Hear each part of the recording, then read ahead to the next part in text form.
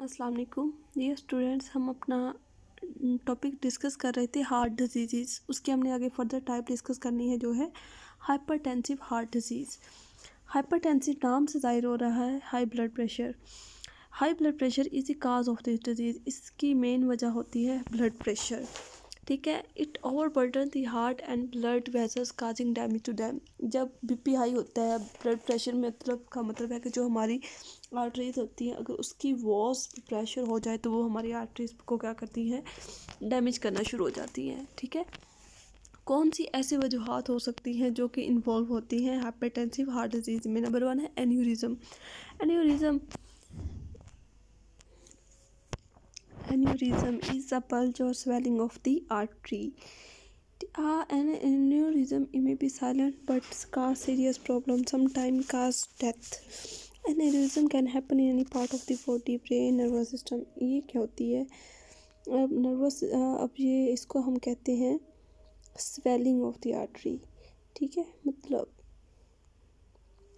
ये देखें, जिस तरह ये एक नॉर्मल आर्टरी है, ठीक है, सीक्वेंस से जा रही है। अब इसमें क्या होगा कि ये आर्टरी क्या होगी, बल्ज की हुई होगी, ठीक है, स्वेलिंग हुई होगी इसकी, तो इसको हम कहते हैं एन्यूरिज्म।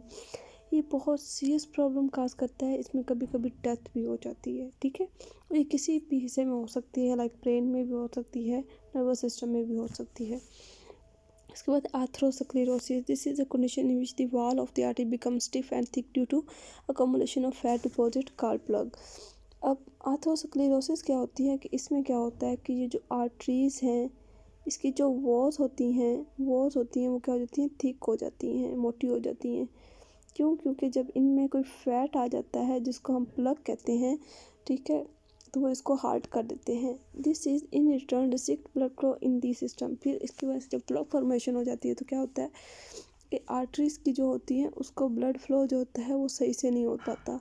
ठीक है, if atherosclerosis occur in the heart then it's chronic heart artery disease. अगर ये आर्थरोस्क्लेरोसिस हार्ट में हो तो इसको हम क्रोनिक आर्टरी डिजीज़ कहते हैं, क्योंकि जब क्रोनिक आर्टरी डिजीज़ क्या होती है, हमारे हार्ट मसल्स को ब्लड सप्लाई करती है। If this occur in the legs then it is called peripheral artery disease. अगर ये लेग्स में हो तो हम इसको पेरिफेरल आर्टरी डिजीज़ कहेंगे। उसके बाद है हाई ब्लड प्रेशर।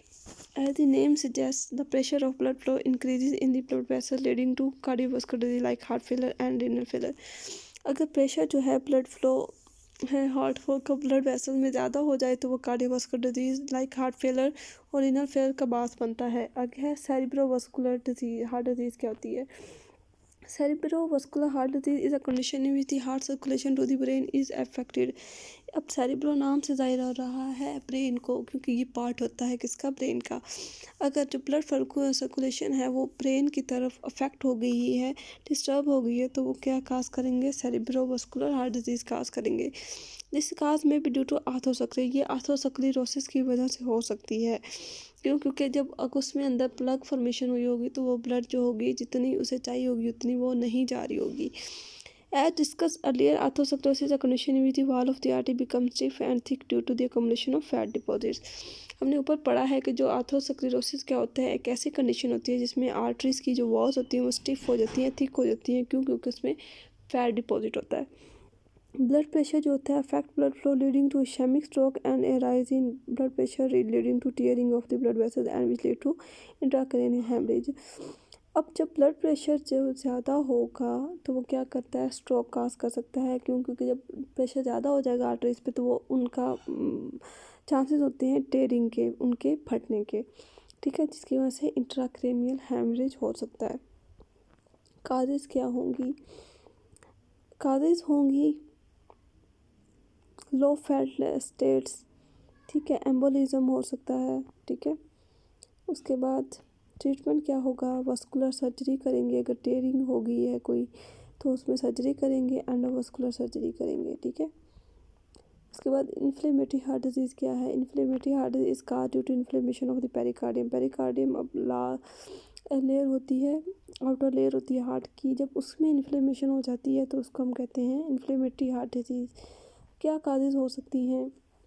बैक्टीरिया हो सकता है, फंगल इन्फेक्शन हो सकता है, हार्ट अटैक हो सकता है, और मायोकार्डाइटिस हो सकता है। रेडिएशन थेरेपी अगर हम दे रहे हैं चेस्ट में तो वो भी हो सकती है इसमें इंक्लूड। उसके बाद मेडिकेशन ऐसे यूज़ करी हैं जो हमारे इम्यून सिस्टम को वीक कर रही हैं। उसके बाद अगर किसी को कैंसर है, ल्यूकेमिया का मतलब होता है लो वाइट ब्लड सेल्स हैं अगर उसमें, या उसको टीबी का इशू है या किडनी फेलर्स हैं, तो ये भी काजेज़ हो सकती हैं इन्फ्लेमेटरी हार्ट डिजीज़ की। सिम्टम्स क्या शो होंगी? सीवियर चेस्ट पेन होगी, ब्रीथिंग होगी, डिफ़िकल्टी इन ब्रीथिंग होगी जब वो लेटा हुआ होगा, ड्राई कफ होगी, एंजाइटी होगी, एक्सेस फटीग होगी। ट्रीटमेंट क्या होंगे? उसकी इन्फ्लेमेटरी प्रोसेस में हम एंटीबायोटिक्स देंगे, ठीक है, एरेडिकेशन ऑफ स्ट्रेप्टोकोकल इन्फेक्शन को कम करेंगे, ठीक है। उसके बाद एंटीबायोटिक्स देंगे और protect heart against damaging effect of carditis. Carditis हम इन्फ्लेमेशन कहते हैं हार्ट की, ठीक है, तो हम उसके लिए थेरापीज करवाएंगे। इश्केमिक हार्ट डिजीज़ की डेफिनेशन देख लेते हैं कि डेफिनेशन क्या होती है। Ischemic heart disease is the wide range of heart diseases caused by decreased supply of oxygen to the myocardium, the muscle of heart. It is also known as coronary artery disease. Ischemic heart disease की ऐसी disease है heart की जिसमें oxygen की supply होती है ना, myocardium जो कि मसल्स होते हैं हार्ट का, उसमें कम हो जाती है, तो उसको हम कहते हैं इश्केमिक हार्ट डिजीज़। इसको हम कोरोनरी आर्टरी डिजीज़ भी कहते हैं, क्योंकि जो कोरोनरी आर्टरी डिजीज़ ऐसी आर्टरी है जो हार्ट मसल्स को ऑक्सीजनेटेड ब्लड सप्लाई करती है। ओके, हमारा टॉपिक कंप्लीट हुआ। नेक्स्ट हम फर्दर डिस्कस करेंगे। ओके, अल्लाह हाफिज़।